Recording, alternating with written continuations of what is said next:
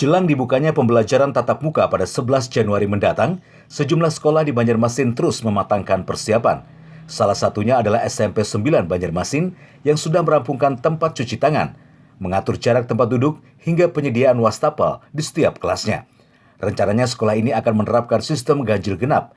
Jika ganjil belajar langsung, maka yang genap akan melakukan pembelajaran secara online. Tenaga pengajar kami sesuai dengan surat edaran dari Dinas Kesehatan Kota Banjarmasin, semua guru harus melaksanakan tes swab. Jadi mulai hari ini guru-guru kami sudah melaksanakan swab dan besok hasilnya akan keluar. Kemudian yang jadwal besok hasilnya akan keluar hari Kamis. Yang jadwal hari Kamis keluarnya hasilnya hari Jumat. Sehingga pada saat proses pembelajaran hari Senin itu hasil swab bagi guru-guru sudah keluar semua. Biayanya semua ditanggung malah? Kalau untuk swab itu di Puskesmas gratis karena memang sudah ada instruksi dari wali kota. Selain fasilitas sekolah yang disiapkan, sejumlah guru pun telah melakukan swab sesuai arahan yang ditetapkan pemerintah sebelum melakukan pembelajaran tatap muka.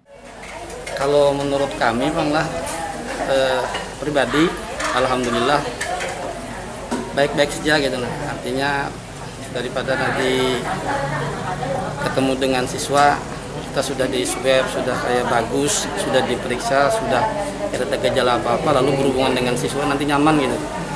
Jadi kami senang aja di swab tuh, ada apa-apa, jadi nyaman tahu apakah ada gejala dan sebagainya. Tapi tadi ditanyakan oleh pihak Pak Pin, ada gejala kah? Ujar di Puskesmas, ada gejala apa? Ada apa-apanya.